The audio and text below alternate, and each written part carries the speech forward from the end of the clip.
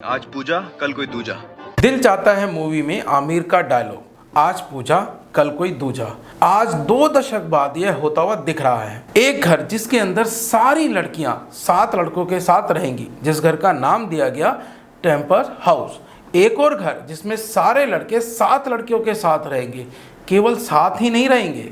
We are in a boys villa and the girls are entering. Villa का temperature और 5 times बढ़ गया और हम सब बॉयज और एक्साइटेड हो गए। अपने पार्टनर को परमिशन भी देनी है किसी भी के साथ मिंगल करने की। इसका मतलब गर्ल्स एंड बॉयज ऐसे बिहेव करेंगे कि वह सिंगल हैं। अपोजिट सेक्स को आप सिड्यूस या फ्लर्ट कर सकते हैं। इस शो का नाम है टेम्पटेशंस आइलैंड और शो की थीम है प्यार की परीक्षा। अब आप सोचिए, अपने प्यार की ऐसी अग्नि परीक्षा कौन लेता है? लेकिन इस शो में जितने भी कपल आए हैं वे अपने प्यार की अग्नि परीक्षा ले रहे हैं, अपने पार्टनर को अफेयर करने की परमिशन देकर। आप लोग एक दूसरे को, नॉट जस्ट योरसेल्व्स, एक दूसरे को परमिशन दे रहे हो दूसरे सिंगल्स के साथ रहकर मिंगल करने की। टेम्पटेशन आइलैंड शो में एक लड़की 11 साल से रिलेशनशिप में है। Hi guys, so I'm Nikita and I'm 22 years old. मैं एक एक्टर और एक इन्फ्लुएंसर हूँ। Hi, I'm Tyne de Villiers. I'm 22 years old from South Africa, professional boxer. हम एक लॉन्ग डिस्टेंस रिलेशनशिप में है, so मुझे बस ये देखना है कि अगर ये लॉयल है और अगर ये लॉयल नहीं है then। लेकिन एक ही दिन में वह दूसरे पार्टनर के साथ फिजिकल होना चाहती है। I think he is super attractive. Look at him, he is perfect and he can totally put me in my place. आप देखिए, जो लड़की अपने बॉयफ्रेंड की रॉयल्टी टेस्ट करने के लिए इस शो में आई है, उसको पहले ही दिन दूसरे लड़के के साथ इंस्टेंट स्पार्क फील होने लगता है। इसका मतलब physical attraction. Let's just see where it goes. मुझे कोई बाउंड्रीज नहीं रखना है अभी। I just wanna go with the flow. 11 साल रिलेशनशिप, लेकिन एक हेल्दी फ्लर्टिंग। हाँ, बहुत ज्यादा हेल्दी फ्लर्टिंग थी हमारे बीच। इसका क्या अर्थ निकलेगा? अब आप सोचिए, उसके बॉयफ्रेंड को अपनी गर्लफ्रेंड को ऐसा करते हुए देखकर क्या फील होगा? यार ऑब्वियसली बुरा ही लगेगा। इसलिए वह दूसरी लड़की के साथ डेट पर चला गया, लेकिन उसकी गर्लफ्रेंड को यह देखकर दूसरे लड़के के साथ फिजिकल होना चाहती है। अब इस पर निकिता क्या कहती है? टेन लिटरली सबक सिखाने पे आ गया। अब मैं मेक श्योर करूंगी कि मैं सारे रूल्स तोड़ दूंगी। Now that you did that, Tit for tat. tit for tat. ये दोनों अपनी फ्लर्टिंग को सही भी बताते हैं। टिट फॉर टैट का नाम दे रहे हैं, जैसे को तैसा। टेम्पटेशंस आइलैंड शो में जितने भी आते हैं सबकी लगी पड़ी रहती है। आपको क्या लगता है एक स्टोरी है? यह एक स्टोरी नहीं है भाई, सभी कपल की यही हाल होता है। दोस्तों, ये अग्नि परीक्षा नहीं है, SEX परीक्षा है।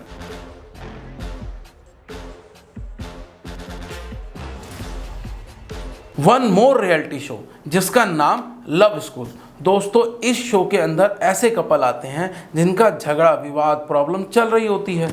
इस शो में उनको इसलिए लाया जाता है, उनके बीच की प्रॉब्लम को दूर करने के लिए उनका टास्क दिए जाते हैं जिससे उनकी बॉन्डिंग बनती है। ऐसा शो बनाने वाले कहते हैं। लेकिन प्रॉब्लम दूर कैसे होगी? क्योंकि कपल तो साथ रहते ही नहीं हैं। कपल को दूसरे सिंगल के साथ पेयर कर देते हैं। मतलब आपकी गर्लफ्रेंड दूसरे की गर्लफ्रेंड बन चुकी है। अब इस कपल को ही टास्क दिया जाएगा। तो अगर हमें आपकी गर्लफ्रेंड पसंद है तो हम अपने जी जान लगा देंगे कि आपकी गर्लफ्रेंड शो के एंड तक हमारी गर्लफ्रेंड। मोहित और साक्षी, उनकी प्रॉब्लम क्या है? एक दूसरे को टाइम नहीं दे पाना। क्या है? एक जो प्रायोरिटी इशू आ जाता है ना, दैट इज द प्रॉब्लम। इसके काम, इसकी मीटिंग्स, इसके ऑडिशन में भी वेयर एम आई। लेकिन यहाँ पर दोनों कपल को अलग अलग कर दिया जाता है दूसरे पेयर बनाने के लिए। होना तो यह चाहिए कि एक दूसरे के साथ टाइम स्पेंड करें, लेकिन होता क्या है? जो सबसे स्टैंड आउट हुआ मेरे लिए वाज अविरल, क्योंकि उसकी ड्रेसिंग सेंस अच्छी थी, उसके लुक्स अट्रैक्टिव थे। यदि आपकी गर्लफ्रेंड को कोई दूसरा पसंद करता है, आपको कैसा फील होगा? ऐसा ही मोहित को फील होता है, लेकिन साक्षी को भी यही फील होता है क्योंकि उसका बॉयफ्रेंड भी दूसरे को पसंद कर रहा था। प्रॉब्लम कम होने की जगह बढ़ जाती है। कपल के अंदर इनसिक्योरिटी पैदा हो जाती है। टास्क तो आप भूल ही जाओ।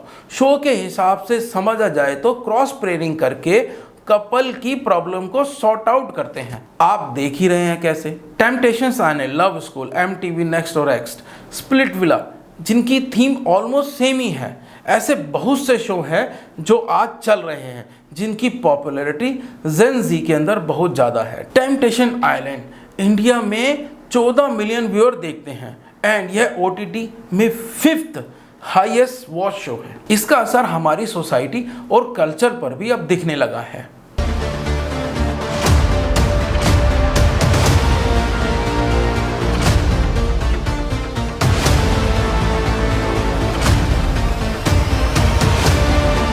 दिखने लगा है 56% गर्ल रियलिटी प्रोग्राम को सही मानते हैं। 73% गर्ल रियलिटी टीवी प्रोग्राम से नए टैलेंट निकल कर आते हैं ऐसा मानती हैं। रियलिटी की एक रियलिटी यह भी है कि 60% girl reality TV program family के साथ देखना पसंद नहीं करती और 50% फैमिली के साथ प्रोग्राम की डिस्कस भी नहीं करती हैं। जब उनसे पूछा गया इसका समाज पर क्या असर पड़ता है, इसके जवाब में 70% लड़कियां एडमिट करती हैं उनमें नेगेटिविटी आती है। 93% गर्ल्स बिलीव करती हैं कि रियलिटी टीवी प्रोग्राम हमारे कल्चर को खत्म कर रहे हैं। एग्जाम के दौरान 60% लड़कियां रियलिटी टीवी प्रोग्राम का एक भी एपिसोड मिस नहीं करती हैं। 32% रियलिटी टीवी प्रोग्राम के किरदारों की नकल भी करती हैं। इसकी वजह से बिहेवियर में काफ़ी बदलाव आते हैं। 54% स्टूडेंट को लगता है रियलिटी टीवी शो उनके बिहेवियर को हैविली इन्फ्लुएंस करते हैं। जो आज आप आसपास सोसाइटी में, समाज में देख भी रहे हैं, इन शो के अंदर हमेशा झगड़ा दिखाए जाते हैं। चिल्लाओ नहीं, पापा बोला नहीं, चिल्लाओ नहीं, पापा बोला नहीं, किसी के बाप नहीं बोला, समझे क्या? बिना झगड़े के ये reality show live, Splitsvilla, Bigg Boss, Temptation Island कभी चल ही नहीं सकते हैं। ज़्यादातर इन शो के अंदर कोई 2-4 कंटेस्टेंट ऐसे डाल दिए जाते हैं जो हमेशा झगड़ा करते रहते हैं। ऐसे रियलिटी टीवी शो के झगड़ों का छोटे बच्चों की मेंटल हेल्थ पर बहुत बुरा असर पड़ता है। National institute of mental health and neuro sciences एक रिपोर्ट में 10 से 19 साल के बच्चों के गुस्से में 300% तक की बढ़ोतरी देखी गई है। यूके में हुए सर्वे में 18 से 22 साल के 25% बच्चों का कहना है रियलिटी टीवी शो जैसे लव आइलैंड, बिग बॉस से उन्हें बॉडी इमेज इशू होने लगे हैं। 15% बच्चे तो अपनी बॉडी से इतना डिप्रेस हो गए हैं कि उन्होंने खुद को हार्म करने तक की कोशिश की। रियलिटी शो में जो दिखाया जाता है रियल लाइफ में वह नहीं होता, लेकिन फिर भी देखने वालों के दिमाग में घर कर जाते हैं। उनके लिए शो के किरदार रोल मॉडल बन जाते हैं। लड़कों को 6 पैक ऐप दिखाया जाता है, लड़कियों को 0 फिगर दिखाया जाता है और यह सब यंगस्टर को बहुत अट्रैक्ट करता है। वो कंपैरिजन करने लगते हैं अपनी बॉडी के साथ, बिना यह समझे कि हर किसी की बॉडी टाइप अलग होता है और असली सुंदरता कॉन्फिडेंस और हेल्थ में है, ना कि सिर्फ 6 पैक्स ऐप, 0 फिगर या फेयर स्किन के अंदर। यह शो दिखाते हैं कि एक रिलेशनशिप केवल एक्सपेंसिव गिफ्ट, फिजिकल अट्रैक्शन का होना जरूरी है, परंतु असली ज़िंदगी में एक दूसरे का ट्रस्ट, बॉन्डिंग, समझदारी के साथ जीवन जीना ही अच्छा होता है। हमें यह ध्यान रखना चाहिए कि इन रियलिटी शो के अंदर कंटेस्टेंट को रोमांस, शो ऑफ, TRP बढ़ाने का ही पैसा मिलता है। रियलिटी शो की रियलिटी कई बार एक्सपोज भी हो चुकी है। आदित्य नारायण जो एक फेमस सिंगर उदित नारायण का बेटा है, उसका इंडियन आइडल के अंदर नेहा कक्कड़ के साथ रोमांटिक एंगल जोड़ा गया। बाद में दोनों ने एक्सेप्ट किया कि यह TRP बढ़ाने का एक स्टंट था। ऐसे कई सारे कंटेस्टेंट कपल हैं जिन्होंने एक्सेप्ट किया है कि हम कभी रिलेशनशिप में थे ही नहीं, यह केवल शो की TRP बढ़ाने का एक स्टंट था। ऐसे रियलिटी शो सामाजिक रिश्तों की भी कदर नहीं करते।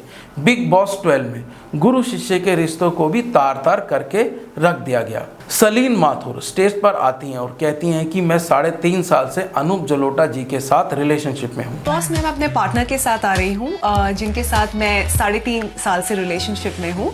देखिए एज डिफरेंस जो होता है वो माने नहीं रखता। मैं के साथ रिलेशनशिप में हूँ। एक लड़की जो अनूप जलोटा जी की बेटी की उम्र की है और वह कहती है कि मैं 3.5 साल से अनूप जलोटा जी के साथ रिलेशनशिप में हूँ। इस न्यूज़ से शो की TRP आसमान छू जाती है, लेकिन बाद में इसका भी खुलासा होता है एक इंटरव्यू के अंदर। सच ये है कि ये सिर्फ मेरी स्टूडेंट है और कुछ भी नहीं है।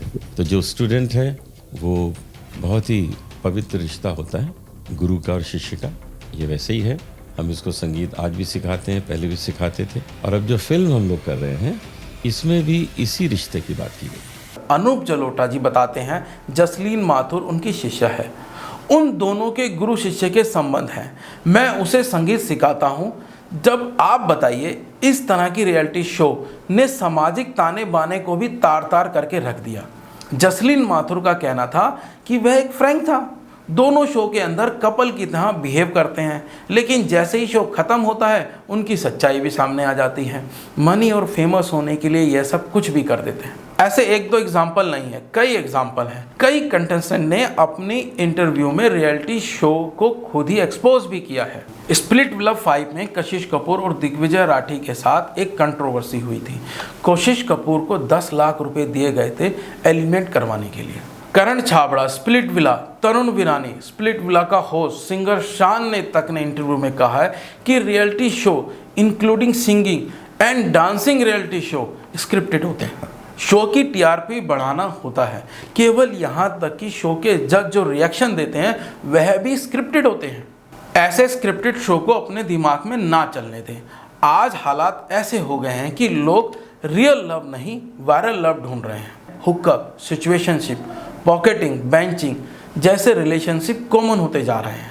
मैं यह नहीं कहता कि इन शो को देखना नहीं चाहिए, ना यह कहता हूं कि इन शो में पार्टिसिपेट भी नहीं करना चाहिए। हमें देखना भी चाहिए और पार्टिसिपेट भी करना चाहिए, लेकिन सिर्फ टाइम पास के लिए। रियलिटी शो के कंटेस्टेंट कोई रोल मॉडल नहीं हो सकते। आपका इस पर क्या कहना है कमेंट बॉक्स में ज़रूर बताएं। जय हिंद, जय भारत।